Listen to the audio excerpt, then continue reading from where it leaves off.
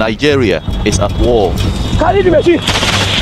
In the north, bandit gangs are rampant. Powerful and well-armed, they battle against the army. Kidnap thousands for ransom. Even pose with their cash on TikTok. Now, Nigeria's military is trying to strike back. With the first foreign journalists granted access to their mission. It's for us to deter the enemy, to find them, strike them, and then destroy them. Our journey begins in Sokoto, in Nigeria's far northwest. The town once boomed as part of the traditional trade route to the Sahara. Now, though, it's a haven for refugees, but not from famine or foreign invaders. Those I meet have all fled ruthless bandit groups that terrorize the region. To saboda sun zo gare mu na suna shiga suna dukan mutane suna hada. Sai sun ka zagu in sun can magaji sun ka shiga ba san kowa sai maza su kashi. Zuwaira fled her family's farm a year ago along with her 7 children. She made the 2-week journey on foot after her husband and 3 brothers all died during bandit attacks. One was murdered in front of her after trying to hide under a bed. Kamin hido kire to kamin hido kiran ya kira yace ya bashi ruwa suna tsaye wasu ruwa kira ce kuna kallo zuciya ne mai zahi zai ta fashewa ba ku bani ruwan da za mu sha yace zo ya rani ce don Allah don annabi ga amana nan ina da marayu. Banditry has surged in the northwest in recent years. Some villages are attacked so often the entire population has fled their ancestral farmlands to seek sanctuary. Zuwaira, like many others, hopes to return one day. In kasa ta samu lafiya, ai ka san koyi mutun yayi zama gidan wani na. In kasa ta samu lafiya, kana son ka zauna gidanka. Dan ko kasa ka ci gidanka na.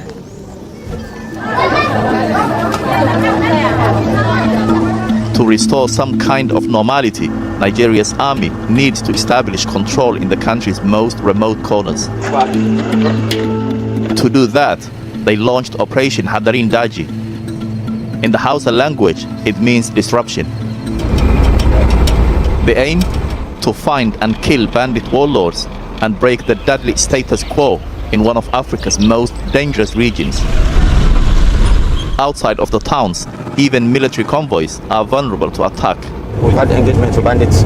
It's dangerous because of the terrain. You can see how the terrain is gradually changing. So such open grounds, and they have high caliber weapons that could probably travel distances. So we just have to remain alert. We're heading to an isolated village close to the border with Niger. Patrols like this are designed to deter bandits and reassure communities that have been targeted. Suka same mu muna kokwanci muna kwana. Yau sai dai suka auka muna.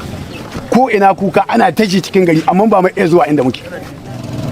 It's a fear that weighs heavy on these children. The school where they live and receive traditional Islamic education was raided several months ago. Hamisu and Awaisu were among the 15 who were abducted, their teacher Liman powerless to prevent it. Suka kama tara mu wuri dai. Suka tara mu wasu su gudu. Musu kuma su tsaya. Sai suka ga gaba su tara mu gaba daya. Sai suka ɗebe wasu yara daga cikin mu. Sai suka tafi da su. After 2 weeks in captivity, the students were freed in a military operation. Their captors had inflicted brutal treatment.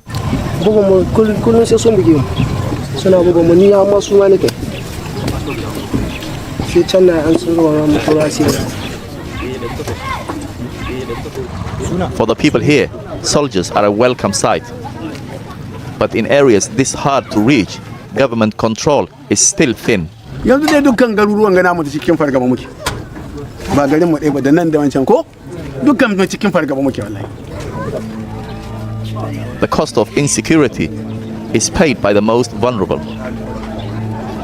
They just kidnap them! Mass kidnappings have become a tried and tested business model over the last decade. It's so lucrative. Young men, mostly from the nomadic Fulani ethnic group, are trading cow herding for kidnapping.